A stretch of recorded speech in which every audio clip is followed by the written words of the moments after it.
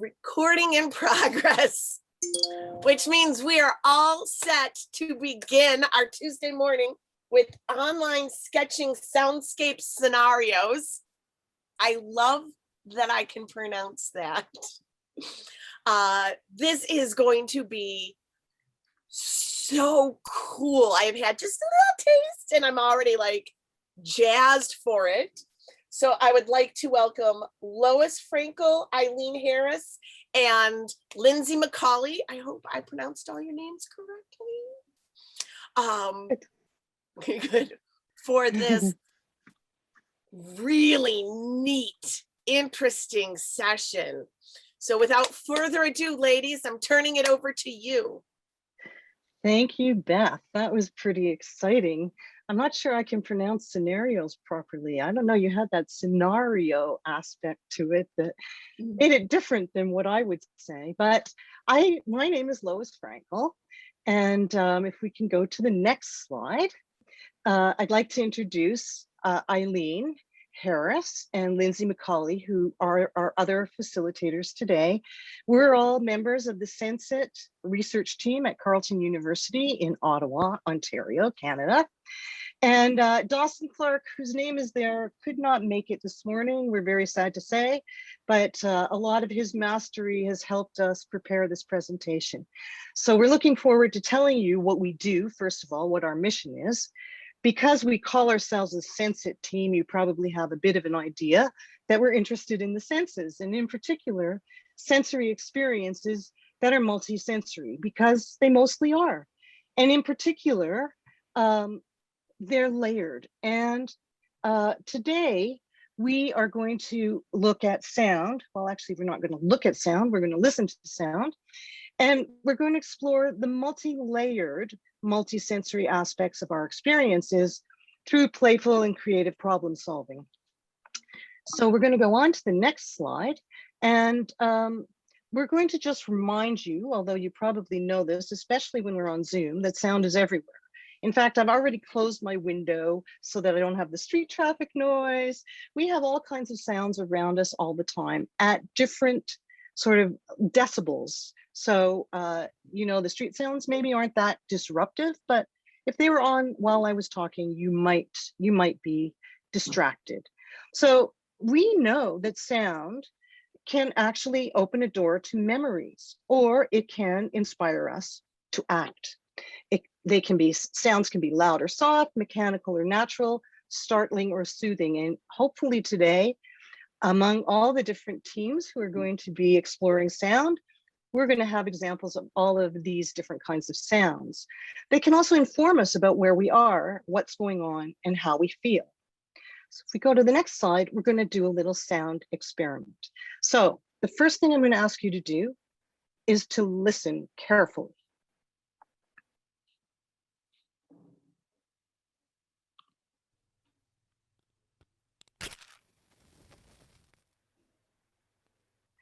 Now, the next thing I'm going to ask you to do is write in the chat if you think you know what it is, what you just heard.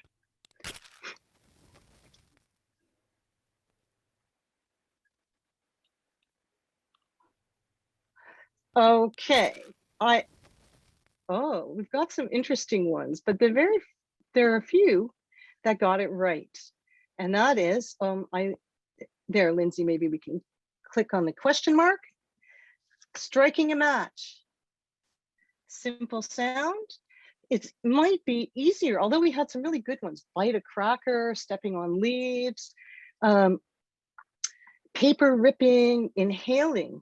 Yeah, so static. And all of these things could actually be accurate. It happens to be a match sound, striking a match.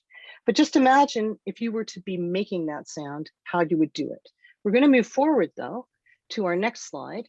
And what I'm going to ask you really about that match sound. So before we listen to the sound, did it actually pull up any memories for you? Anybody who had any sort of memories connected to that sound, striking a match? Maybe you could just use a reaction and give us an indication of whether or not that brought up any memories.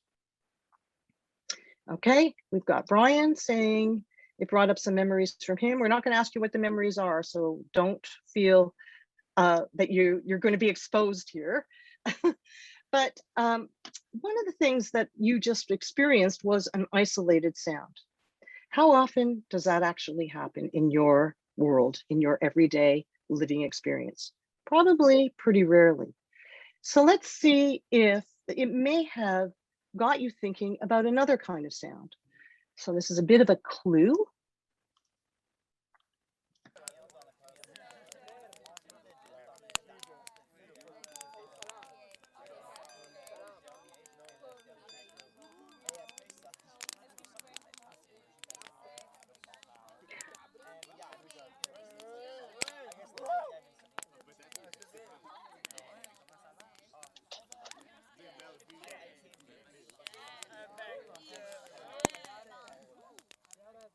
You're welcome to use the chat if you have an idea. Okay. Okay. You know, this sound can go on forever, so maybe we've stopped enough. We could stop, we've heard enough. And right away, people got it. Friends at a campfire, a beach campfire, and here's the picture of that. So I guess my question to you, and this is something just to consider, if you had seen the pictures right away, would it have taken much time for you to connect the sound to the scene? And yes, maybe put your hands up. Would the pictures have helped? Okay, we're getting some yeses. But the interesting thing is we already have a lot of life experience with sound that has helped us sort of navigate through the environment.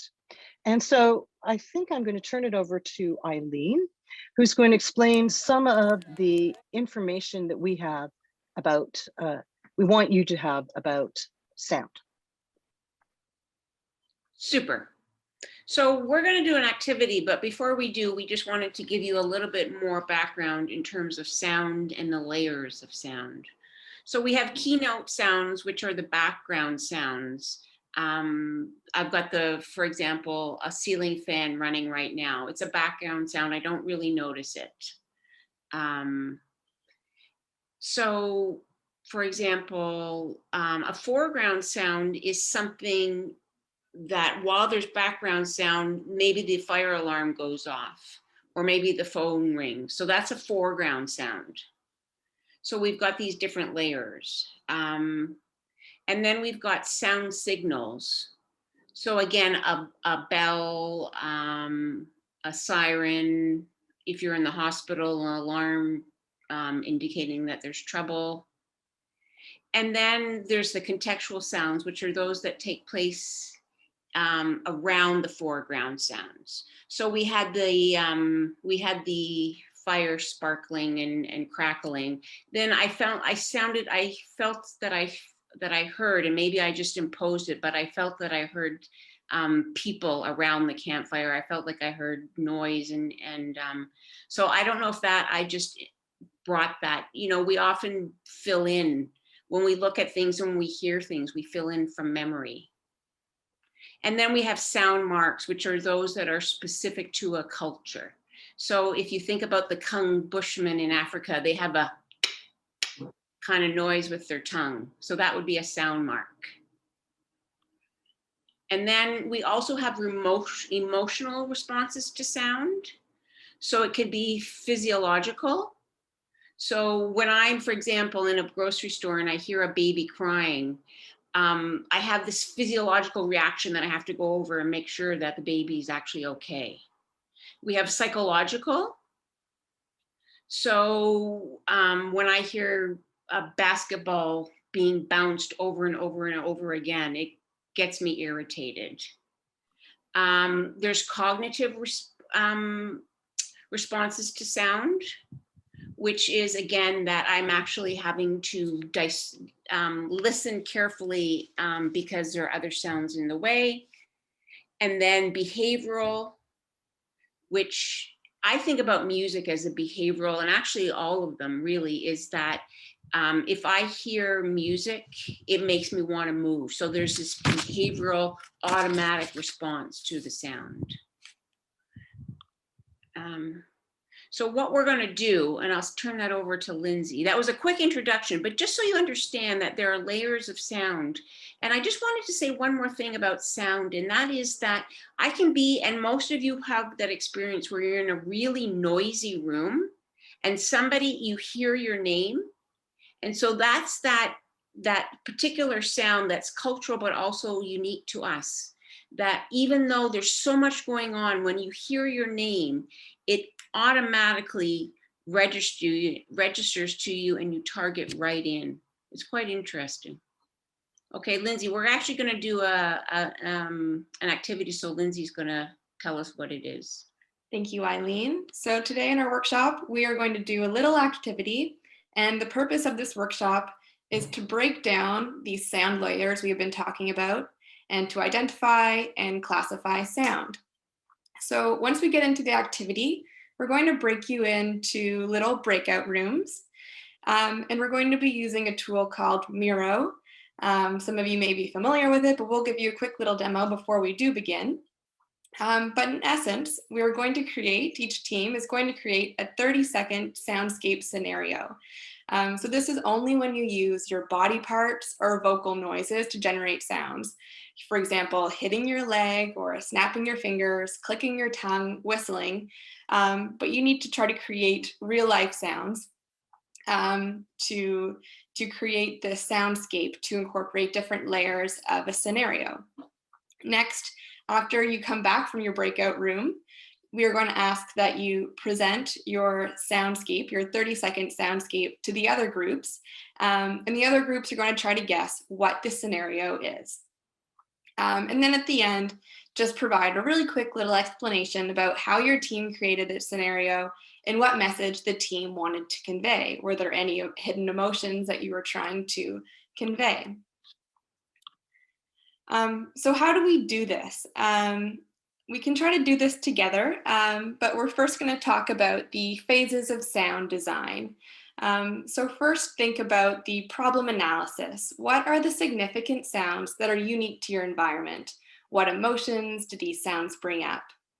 Then you will start the conceptual design, where you're going to develop a narrative of the activity going on. We're going to provide you with the storyboard so you can break down each action and frame to figure out what sounds are happening during each frame of your story.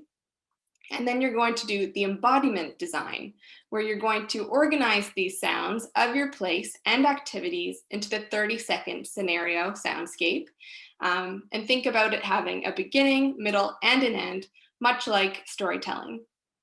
Next, you're going to get into detailing, where you decide how to vocally represent the layers of sound using no words, only mouth sounds and body parts. And then we'll ask that you rehearse. So as a team, try to practice your soundscape scene. Does the order make sense? What about how the sounds are layered? And then we'll come back and present. So we're going to do a little demo. I'm going to actually stop sharing this screen and show you Miro, which is the activity platform that we will be using. So this is Miro. I'll start with just a quick introduction to Miro for those who don't know. So it's a whiteboard collaborative space. When you get into your breakout room, you'll be provided with a link to your own team's Miro board. But how to use Miro is basically on this left-hand side. We have different tools, for example, text. So if you want to text something, hello, this little icon here is for sticky notes. So that's really helpful for breaking down little thoughts that you may have. Next, we also have shapes, arrows and line tool, and then also a drawing tool, which may be helpful. But as a group, we're going to ask that we break down this scene. So for example, when you open up your Miro, you're going to see something similar. Each team is going to have its own image of a scene and also an emotive context to capture. So as a group, feel free to speak out or in the chat. Let's start breaking down this scene of a boy and a father perhaps canoeing. So together, let's try to break down the sounds in this scenario. And as a helpful little guide, we've provided tips for the soundscape below, and also some vocabulary, which Eileen just went over. But this will help you kind of guide breaking down the sounds in your scenario. So for example, the keynote sounds, the background sounds in this image. So what we might have, let's just get a sticky note. We're gonna ask that you break down these keynote sounds. So this might be a sound of nature. What else might be in the background? You might hear water, for example. Go, water. So trying to break down those sounds. What about the interactions that you might hear? So interactions might be the paddle hitting the water. Maybe the two people here are having a conversation. Anyway, so we'll just start by breaking down what you are seeing in that scene. Next, we're going to ask that you organize the significant sounds in your place and interactions into a 30-second soundscape. So here we've provided you with a storyboard where you can break down each frame and think about the layers of sound, and also this emotive context that we have assigned you, which is a fun little twist. So here, for example, the emotion that we're trying to capture is something stressful. So why might this experience be stressful? Maybe it's their first time canoeing, maybe they capsize, but trying to break down the sound layers of this experience and also this emotive context. We provided you with some assets that might be helpful. For example, just some sticky notes where you can copy and paste into your storyboard. We've also just given you some attributes of sound which may be helpful. For example, a high-pitched sound, a clanging sound. So those might be guides. You don't have to use them, but they're just there as examples. We've also given you just some basic shapes which may help you create your storyboard. And also please feel free to go into Google Images, for example, and bring in some images that may help you create this storyboard and break down each of these frames of your storyboard. So that concludes the little demo. I will share my slides again.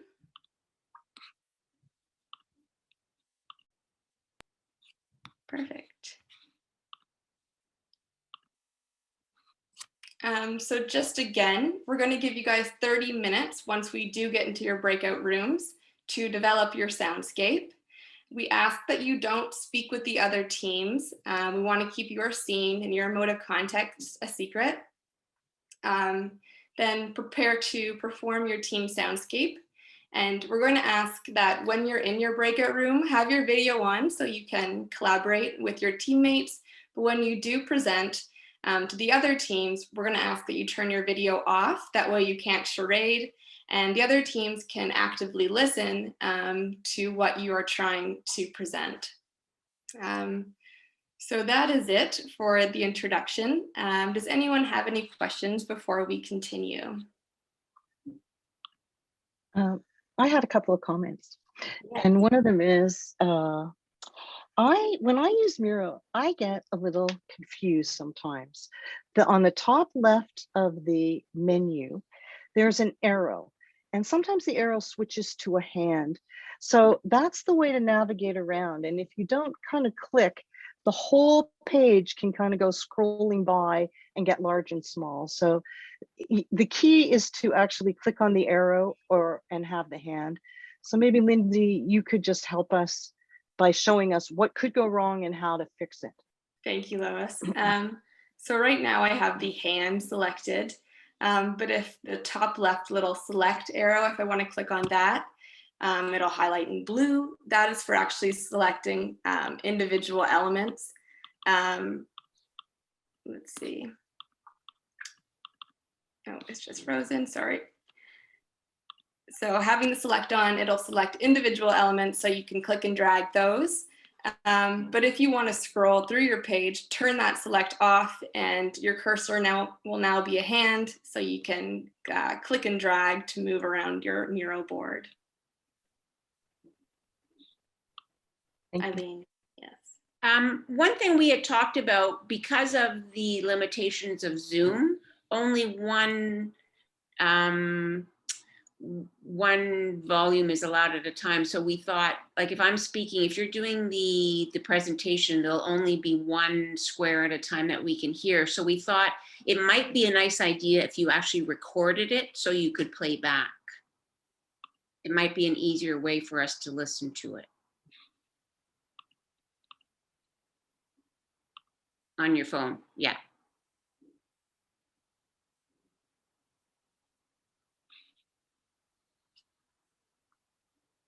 Are we ready?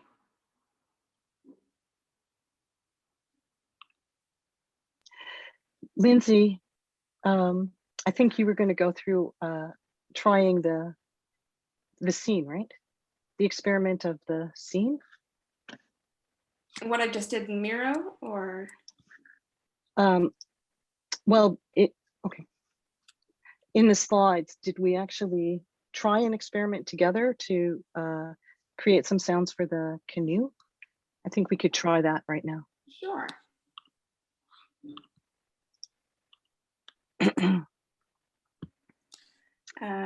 Okay, so we can try the first two scenes just to give you guys an idea of what you will be trying to capture in Miro. So in the first scene of that same canoe image, I'm just going to ask you guys, what do you think is going on? What sounds are in this frame? Feel free to put in the chat what you think some foreground sounds are, or maybe the contextual sounds, background, or keynote sounds. Lindsay, most of the people, when Eileen said they can go, they got sent. So most of the people have gone to their breakout rooms. Oh, perfect. Okay, okay. So they might as well, but okay. If there's something that you want message to everybody in chat, not in chat, but we can broadcast a message to everyone. However, there are only now 4 rooms. Okay. Art doesn't normally go to a room, and Brian sent me a message that he had to step away.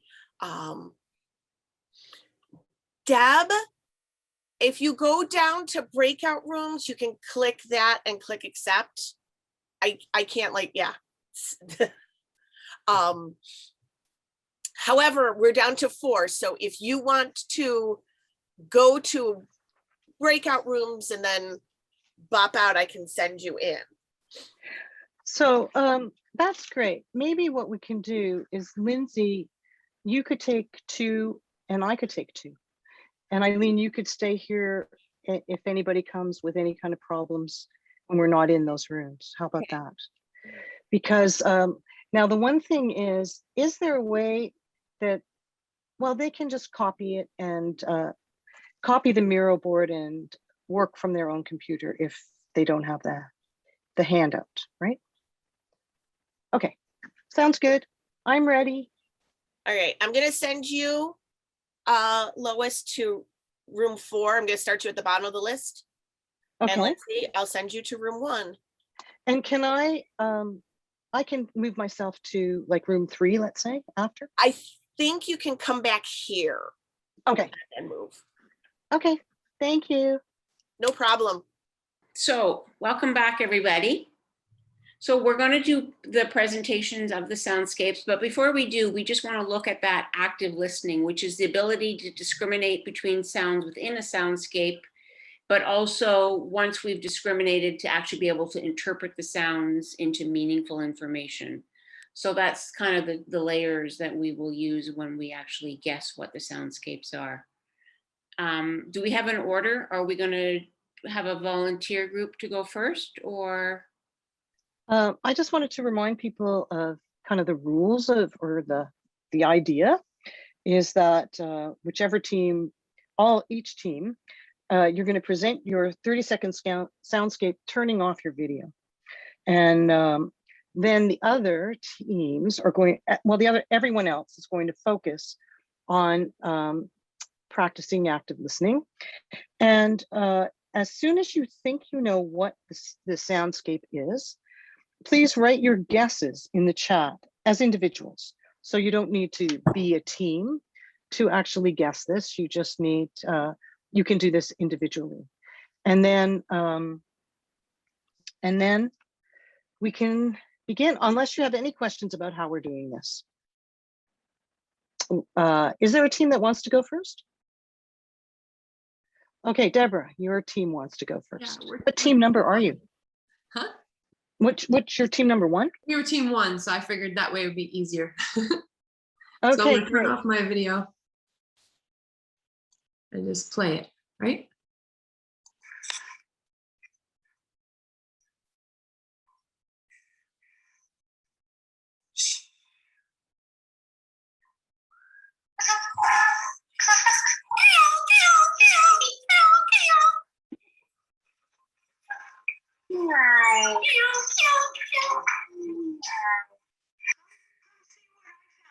See what I found. I want to share with my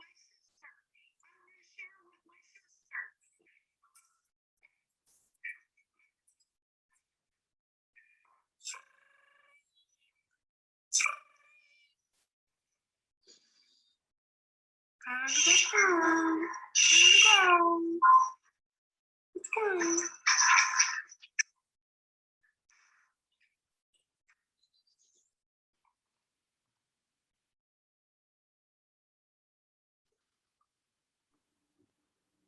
Did we guess? I guess what I'm wondering is, do you want to hear, we have time, I think, to hear it. Maybe we don't. Okay, so if you can see the chat, did anyone actually guess team 1's scene? Team 1, do you want to share your screen with us as to what your scene was?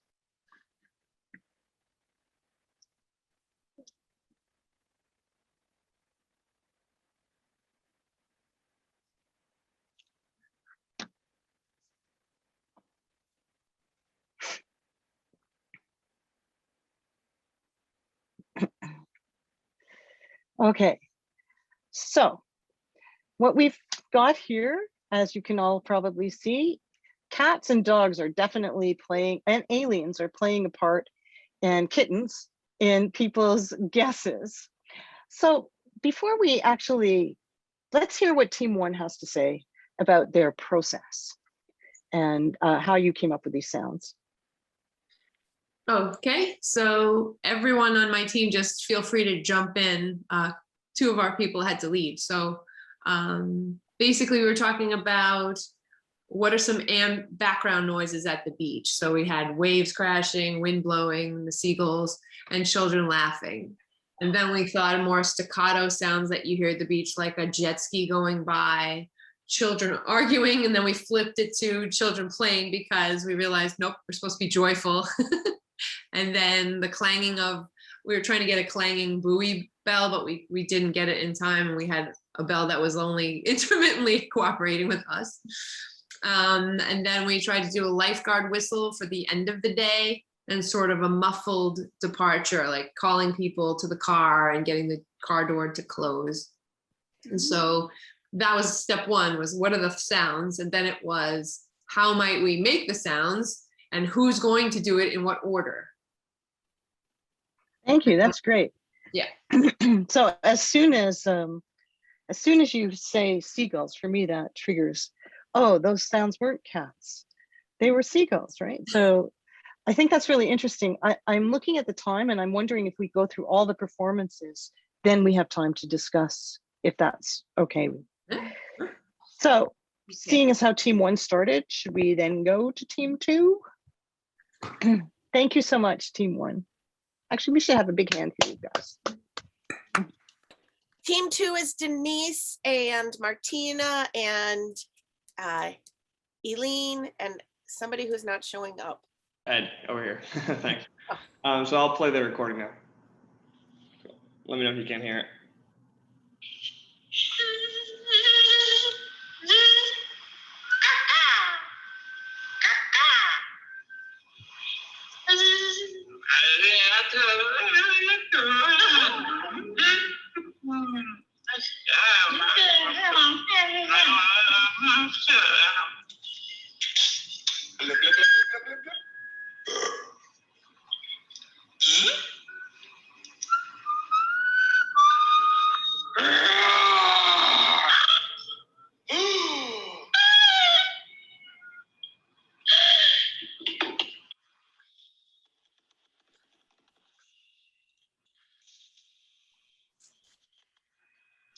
That's it. Wow. Okay. Well, we've got all kinds of things from drunk people getting on a train, bugs, mosquitoes, jungle, Jurassic Park, other dinosaur comments, fun. Fun's good. Zoo. Okay. Do you guys want to share your screen and talk to us about your process? Maybe I'll get the wing to, if you guys can share the screen and then have just the team 2 mirror open. Okay. Since I can't. I can share it. We need.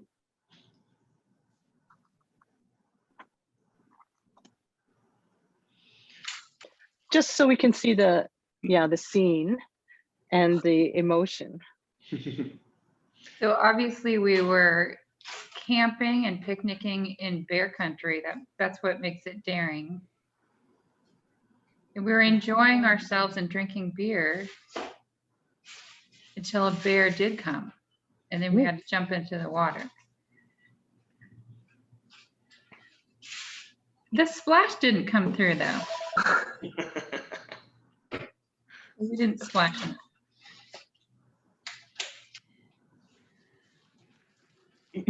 But yeah, I guess that, one thing I'll add here is that we came up with the sounds. We came up with really difficult sounds, and then we had to cut them out because we just couldn't make them. And then we went frame by frame, and one of us, I was sharing my screen, and I was going with my cursor one by one to sort of to prompt the team to make the sound. So a little bit of a play there. So it's interesting. I think you did communicate. I mean, just from the sort of mix of the comments on the chat, nobody got the bear, but wouldn't you say a dino is close to a bear? Yeah, scary Just a beast.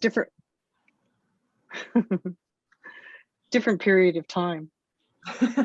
We made several recordings of that bear, and the one that we used probably was more of a dinosaur-like. Oh, okay. I think that was great. Thank you so much. That was fun. Okay. Thank you. All right, a hand for these guys. And let's move on to number 3. Hopefully we're going to get time to discuss this in the larger group. I just want to make sure everybody can do their performances. Not trying to. Okay, so we're doing ours live because we didn't record it. So, all right, group 3. Oh, hopefully you're looking at the mural board so you remember the order. All right, I'm going to kick us off.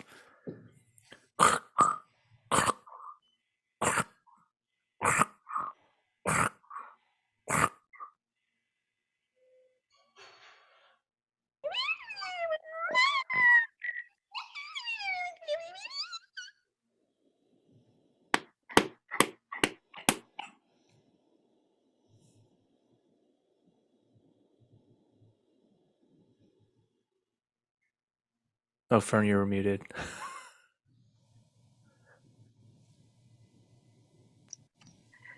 Did we miss a sound? No. Yeah, Fern was muted. Oh, okay. We do. You could probably replay if you want. Okay, can we start again? Yeah. Let's just start do that again. Okay. Yeah. I'll start up.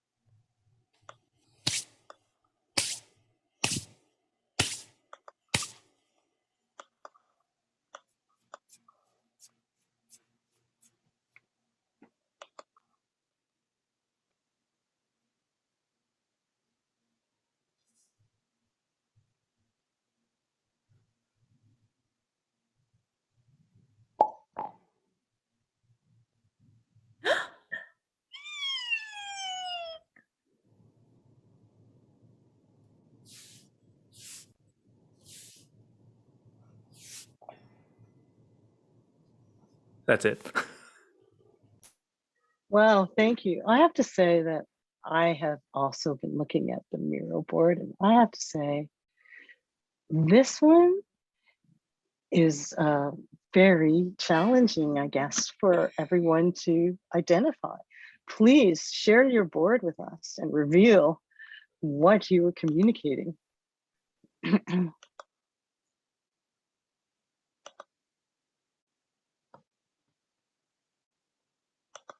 There's like horror, suspense, haunted, Darth Vader, window cleaning, hiking in snow. Okay, it's kind of close.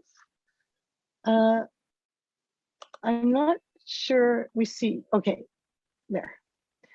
So, could you have now, after the fact, I guess that's something we can discuss later.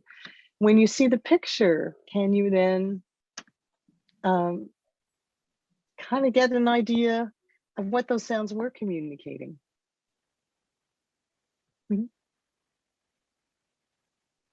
Yeah, the way we broke it down was just to think of the experience of going up the hill and then waiting in line and then going down the hill and then slowing down. So we try to create the sounds that sort of went in that sequential order. Well, I think that's great. And I wonder if I wonder now, I'm really looking forward to the conversation, in fact, but I don't want to get there until we hear team number 4. So thank you so much, team number 3. Let's have a hand for you guys. And we'll go on to team.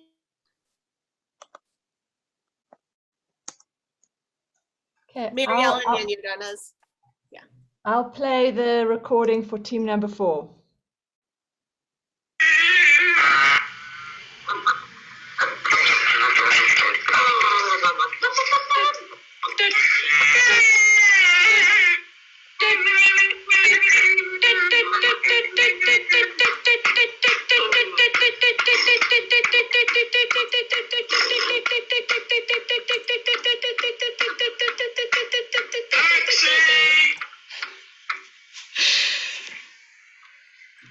That was it.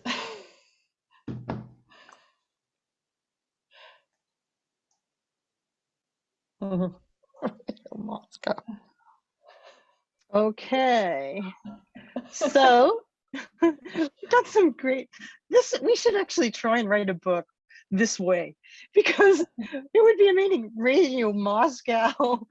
Oh, we have a big city street scene. Middle school board. Now that could be a whole other discussion. Okay. Basement horror story, popcorn. Do you want to share your screen with us and let us know kind of your process? Sure, I'm happy. I'm happy to share, team. So this was it. It was a big city street scene. Whoever said that is right. And we had Jane, congratulations. We had that with tires screeching, and then that light, and then those were confident steps across the street, and muted conversations in the background, and then a shout of taxi. Okay. Oh, that was great. And Jane is our big winner of the day, although we don't really have a prize for you, but maybe Beth does. But great work. Let's have a hand for this team. And we only have 12 minutes left, so Eileen, you probably want to take it away to debrief and bring us all together. Okay. So again, we're coming back to, and I know this is creative problem solving, so what's the so what? So how can you use this ability to discriminate and break down layers in your own work?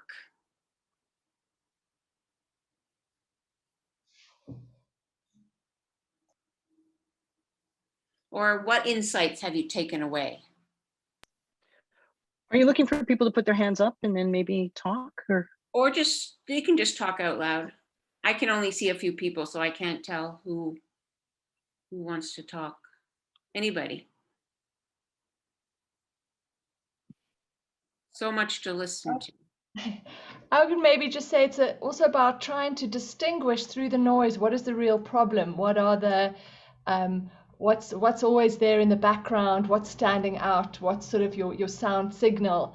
that might be what you're looking for and how to distinguish layers within a problem. Mm-hmm.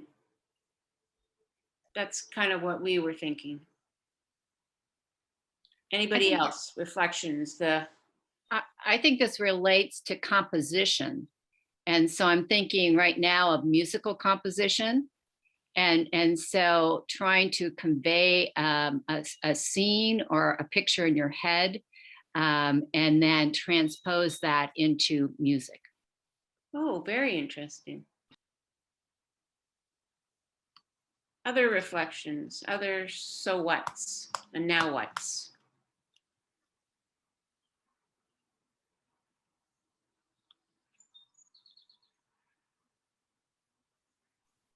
Eileen, Oh, go ahead, Deborah.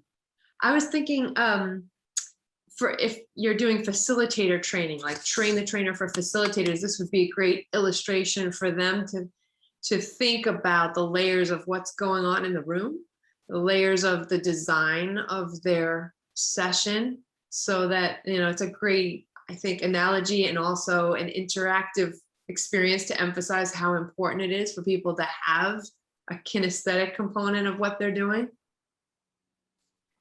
Could be very cool, especially when you're trying to get facilitators, say they're in that train the trainer for a several day period. It's a great way for them to bond. I mean, there's just so much richness to what it could do to help people get what we're teaching them, but also get a really great experience in the process and have it in the back of their heads kinesthetically, like, oh, I should remember there's a lot of things going on in the room. It's not just my agenda that I'm trying to push the people through. Right. And that interaction, because remember, we talked at the beginning, I don't know if we did, but we don't experience his senses in isolation, but in order to study them, we broke them down. So when you think about the layers, it's also not just one variable, but the multi-layers of so many interactive variables. Yes. Maybe you can also use it as a sort of tool for students to make their own project sound when they do a presentation at the end, that they think about what their project is all about, what the why is, and then they make a sound with all those layers, and that's the start of their presentation, and maybe also in between it comes back. I don't know, something. No, I like it. Richard had his hand up. Yeah, I could see this being used for, you know, commercially for brands where there is a strong sound component to it, to the experience, or to the, you know, whether it's a particular type of product or service, where you want to build. So what's that experience like, not just visually but also auditorily? I can remember years ago doing like a multi-sensory stuff with a beer brand, and they were looking, okay, so what will be the sound they want to associate with the product? What will be the smell? All that kind of multi-sensory stuff.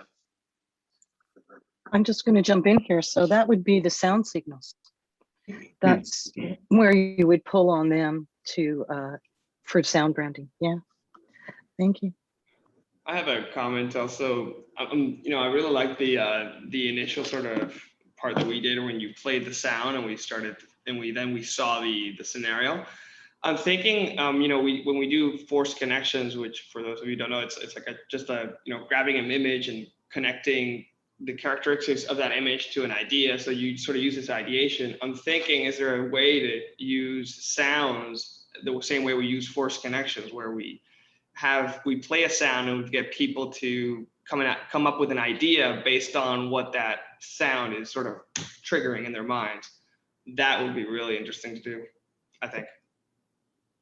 I think that's a great idea. And I think what that does is, like drawing, it gets us out of the verbal.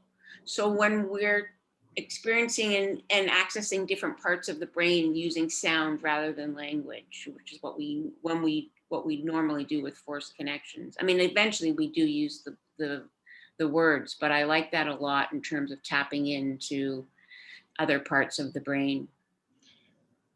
And then we can do it with smells and other stuff.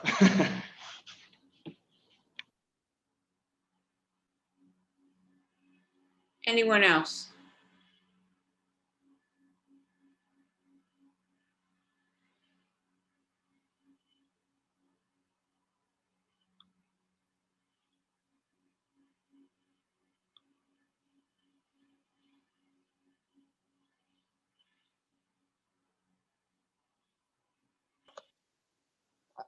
I just wanted to mention that ours seemed to be kind of challenging because we weren't quite sure what all the noises could possibly be.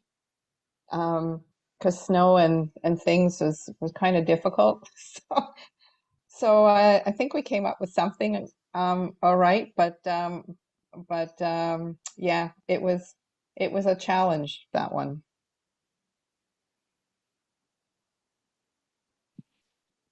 I think the other thing is interesting is the cross-cultural aspect of sounds. So sounds in the Midwest in the US might be different than sounds in Italy, and just thinking about those differences.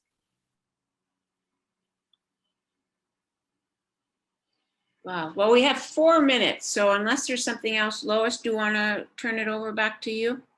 Okay, I just wanted to say, oh, Eileen, you've got your caterpillar up here. You might Oh, well, wanna- that's our grow and our growing and morphing into something even more beautiful.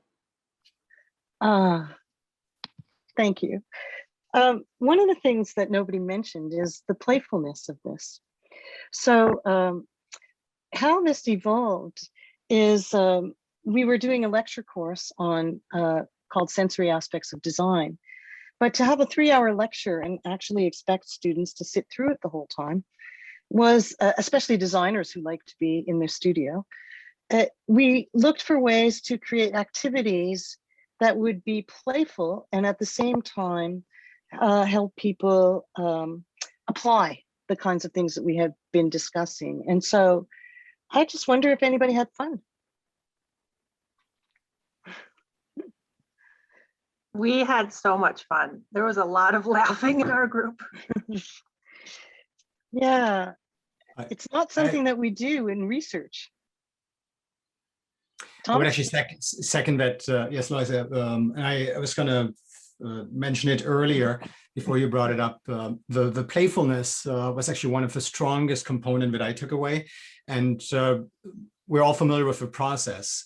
I think what this exercise did very well, and I think it's a great way to bring into any student environment. So I will actually incorporate it into some future work because of the effect of having to learn a new language. We're all prompted to speak, to verbally communicate, but the sound, similar to smell, there's a discrepancy between the senses that we use to experience the world.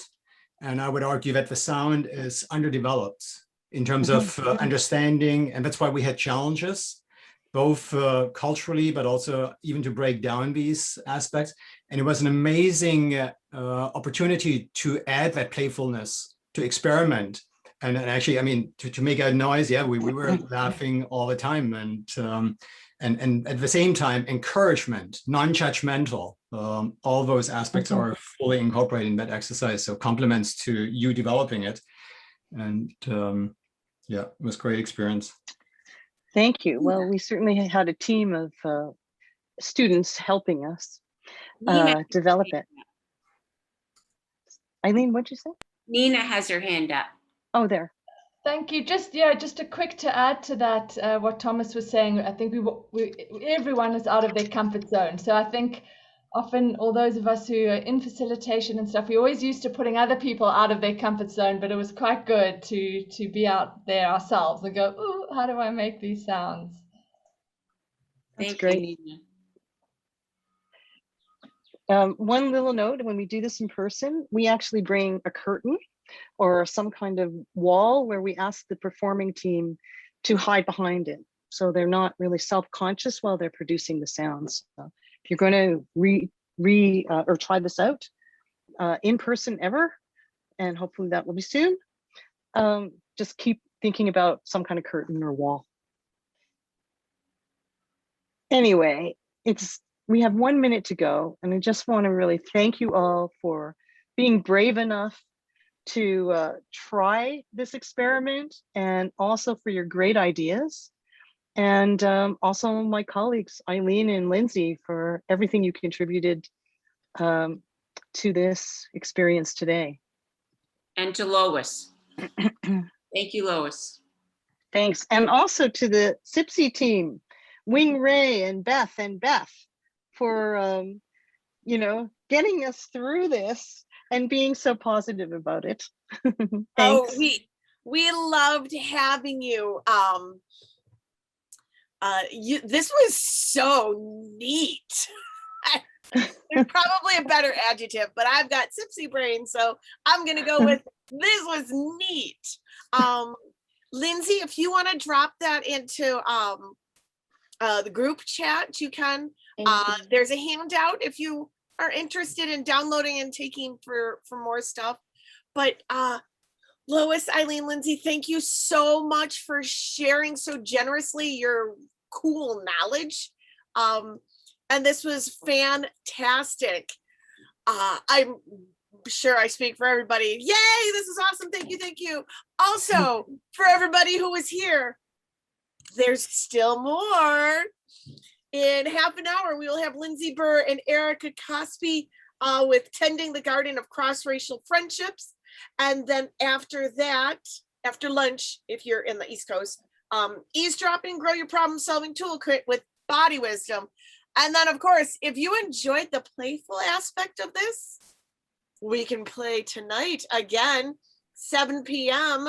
Jane Fisher and Katie Berner-Wallen are going to lead us with improv games for us to laugh and be silly and learn things to do, and car rides and Zoom calls, and whenever you want to, honestly. So thank you, ladies, very much. Thank you for all of you awesome attendees who make this so fantastic. Go get a drink of water, take care of some stuff, and then I'll see you back here in 30 minutes.